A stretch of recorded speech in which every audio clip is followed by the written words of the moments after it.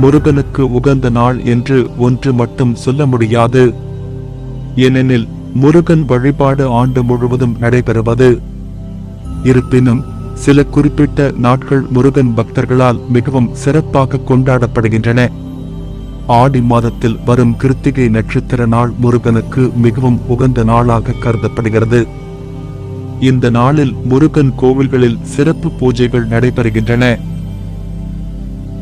தை மாதத்தில் வரும் பூசம் நட்சத்திர நாள் முருகன் பிறந்த நாளாக கொண்டாடப்படுகிறது.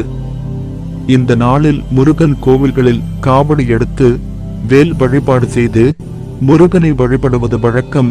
கார்த்திகை மாதத்தில் வரும் ஷஷ்டி திதி முருகனுக்கு உகந்த நாளாக கருதப்படுகிறது. இந்த நாளில் குழந்தை வரம் வேண்டி முருகனை வழிபடுவது வழக்கம். அதோடு ஒவ்வொரு மாதமும் வரும் கிருத்திகை நட்சத்திர நாளும் முருகனுக்கு உகந்த நாளாக கருதப்படுகிறது. ஆடி கிருத்திகை 2024. இந்த ஆண்டு ஆடி கிருத்திகை ஜூலை மாதம் அல்லது ஆகஸ்ட் மாதத்தில் வருகிறது. துல்லியமான தேதிக்காக நீங்கள் ஒரு பஞ்சாங்கத்தை பார்க்கலாம். தைப்பூசம் 2000. அதோடு 2024ஆம் ஆண்டு முருகன் திருவிழாக்கள் குறித்த தகவலையும் சேர்த்துள்ளேன். இது பக்தர்களுக்கு மிகவும் பயனுள்ளதாக இருக்கும்.